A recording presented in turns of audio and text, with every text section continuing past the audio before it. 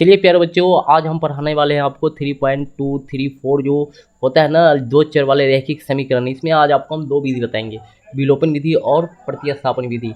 Class 10 के लिए देखिए, क्लास 10वीं का एग्जाम भी नज़दीक आ रहा है।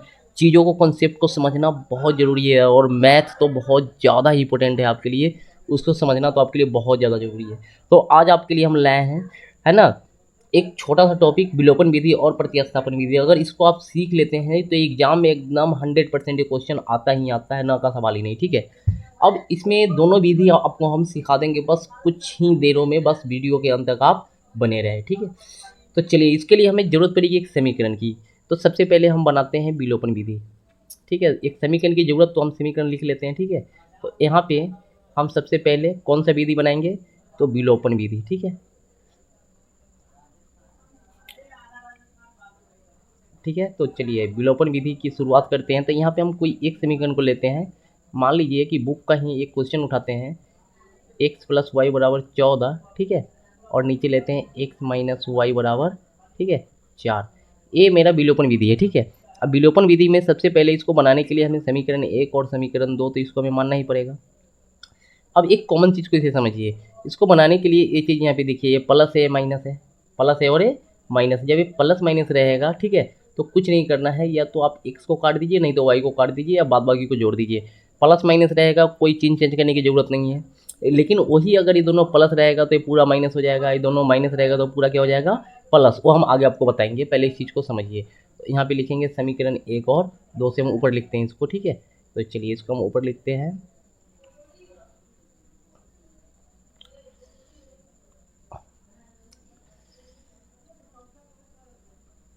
समीकरण 1 और 2 से। ठीक है, तो समीकरण 1 मेरा कितना है, x + y = 14। ठीक है ना, और x - y = 4। अब हमें कुछ करना नहीं है। ठीक है, यहाँ पे आपको हम पहले ही बता दिए कि अगर ये प्लस माइनस है तो इसमें कोई चिन्ह चेंज करने की ज़रूरत नहीं है। हम यहाँ पे आप x को काटिए, नहीं तो y को काटिए। ठीक है, तो यहाँ पे हम y को काट देंगे, तो कितना हो जाएगा 2x। और 2x बराबर कितना हो जाएगा, ये 14 × 4 = 18।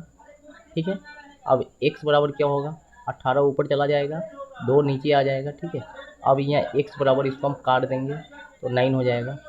x का वैल्यू कितना आ गया, 9। ठीक है, x का वैल्यू 9 आ गया। अब यहाँ पे ऊपर हम लिख देंगे समीकरण, ठीक है, एक या दो कोई ले सकते हैं, एक में, ठीक है, x का मान क्या करने पर, रखने पर, x का मान रखने पर, तो समीकरण 1 को उठा लेते हैं, x + y = 14 है। अब यहाँ पे हमें x के जगह पे कितना रखना है, तो 9 रखना है। तो यहाँ पे हम 9 रख देते हैं, 9 + y = 14। ठीक है, या y बराबर कितना होगा, ये 14 है। ठीक है, अब ये 9 जो है इधर आके ये घट जाएगा, क्योंकि इसके जाति का हो गया। ये 9 आया कहाँ से, तो देखिए x का जो मान है, यहाँ पे इस चीज़ को समझिए आप।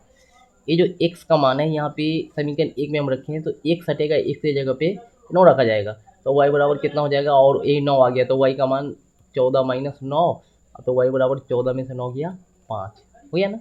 यहाँ पे देखिए मेरे पास क्या आएगा, तो x बराबर कितना गया 9 और y बराबर 5। ये आंसर को याद रखिएगा, क्योंकि अभी हम प्रतिस्थापन विधि बनाएंगे और उसका भी आंसर सेम आएगा, यही आएगा। देखिए विधि अलग है, क्वेश्चन तो एक ही है। तो इसी क्वेश्चन को हम चलते हैं नेक्स्ट विधि पे। ठीक है, तो चलिए अब हम बनाएंगे कौन सा विधि, तो प्रतिस्थापन विधि, प्रतिस्थापन, ठीक है, विधि। इससे हम उसी क्वेश्चन को फिर सॉल्व करते हैं। तो यहाँ पे पहले हमें क्वेश्चन को लिख लेना पड़ेगा। तो x + y = 14। ठीक है, और यहाँ पे x - y = 4। अब हमारे पास ये है समीकरण 1 है, समीकरण 2 है। देखिए प्रतिस्थापन विधि बनाने के लिए कुछ कंडीशंस होते हैं, उसको फॉलो करना जरूरी होता है। तो हम कुछ नहीं करेंगे, हम इसमें से दोनों में से कोई एक समीकरण को लेते हैं।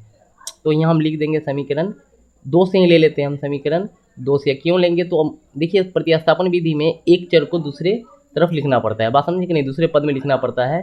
तो यहाँ पे जैसे कि x - y = 4 है, तो ये आप x को नहीं तो y को, ठीक है, दोनों में से कोई को इधर ले आइए। ठीक है, एक को हिलाना है, दोनों को नहीं लाना है प्रतिस्थापन विधि में। तो x बराबर 4 तो है, ये -y है, तो यहाँ आएगा तो क्या हो जाएगा +y। तो ई एक्स की वैल्यू हो गई y प्लस 4, तो ये हो गया मेरा समीकरण 3। क्या हो गया? समीकरण 3 हो गया। हमने समीकरण 2 को उठाया, मेरे पास बचा हुआ क्या है? समीकरण 1 भी बचा हुआ है ना। अब चलिए समीकरण 3 तो बन गया, अब इसको हम आगे सॉल्व करते हैं। आगे सॉल्व करने के लिए देखिए यहाँ पे अब लिखते हैं समीकरण 1। आपको हम पहले ही बोले कि समीकरण 1 मेरे पास बचा हुआ है, तो समीकरण 1 में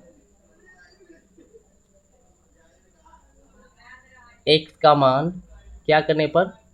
प्रतिस्थापित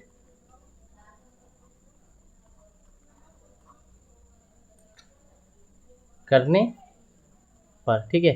तो यहाँ पे है x प्लस वाई बराबर 14 है समीकरण 1। अब यहाँ से x हट जाएगा और a वाला जो x का मान है वहाँ पे a रखा जाएगा, ठीक है। इसको हम कहाँ ले जाएंगे? तो इसको हम सीधा उठाएंगे और यहाँ पे इसको हम ले आएंगे, ठीक है, याद रखिएगा, ठीक है। तो चलिए यहाँ पे लिखेंगे 4 प्लस वाई, आज देखिए ई वाई पहले से, इसको भी लिख देंगे। वाई बराबर कितना है? 14। ई वाई कितना हो जाएगा? 2y। तो यहाँ पे 4 प्लस कितना है? 2y बराबर 14। अब इसका जो जाति है तो इसका जाति इससे मिल रहा है, तो हम इसको इधर ले आएंगे, ठीक है। तो ये 2y बराबर कितना होगा? 14 माइनस 4। 2y बराबर 14 में से 4 गया 10। y बराबर कितना होगा? 10/2। तो 10/2 इसको हम काटेंगे तो कितना आ जाएगा? 5 आ गया ना। अब यहाँ पे जब ये 5 आ गया, ठीक है, तो अब हमको क्या करना है? इसमें से फिर आप या तो समीकरण 1 ले लीजिए, नहीं तो समीकरण 2 ले लीजिए, ठीक है।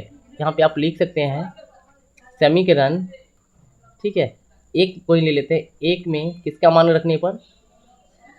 y का मान रखने पर, ठीक है। समीकरण 1 है x प्लस वाई बराबर कितना है? 14 है, और हमें कुछ नहीं करना है, y की जगह पे कितना रख देना है? 5, ठीक है। तो y यहाँ पे है ना। अब यहाँ पे 5 रखाएगा तो y हट जाएगा, यहाँ पे 5 और बराबर 14। अब x बराबर क्या होगा? 14 माइनस 5, ठीक है। तो x बराबर 14 में से 5 गया 9, ठीक है। अब यहाँ भी देख लीजिए सेम आंसर आ गया, x बराबर 9 और y बराबर 5। हमने विलोपन विधि बनाया तो इतना ही आंसर आया, और इसका भी आंसर सेम आया। तो चलिए ए हो गया आपका प्रतिस्थापन विधि, ओ हो गया विलोपन विधि। कल आपको हम पढ़ाएंगे 3.3। अगर आपने 3.2 नहीं पढ़ा है तो हमने इस पर पूरा यानी कि फुल वीडियो बना रखा है, आप चैनल पे जाके उसे देख सकते हैं।